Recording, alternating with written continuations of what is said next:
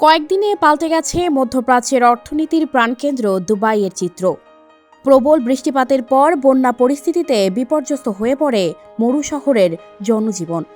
সাম্প্রতিক সময়ে যেখানে প্রযুক্তির সাহায্যে আকাশ থেকে বৃষ্টি নামানো হতো, সেখানে এত পরিমাণ বৃষ্টিতে পুরো শহর তলিয়ে যায়। বলা হয় গত ৭৫ বছরেও আরব আমিরাতে এমন বৃষ্টিপাত দেখেনি কেউ।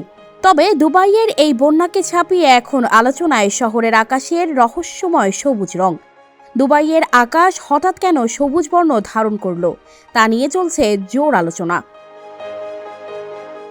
এক ভিডিওতে দেখা গেছে কালো মেঘে ঢাকা দুবাইয়ের আকাশ ধীরে ধীরে রং বদলে যেতে থাকে এবং সবুজ রঙে ঢেকে যায়। হঠাৎ সবুজ রঙের আকাশ দেখে স্তম্ভিত হয়ে পড়েছিল শহরের বাসিন্দারা। অনেকেই বিষয়টি রহস্যময় বলে দাবি করলেও একটা অংশ আবার বলছে ঝড় আসার আগের মুহূর্তের ইঙ্গিত ওই সবুজ রঙের আকাশ। যদিও ভিডিওটির সত্যতা যাচাই করা সম্ভব হয়নি।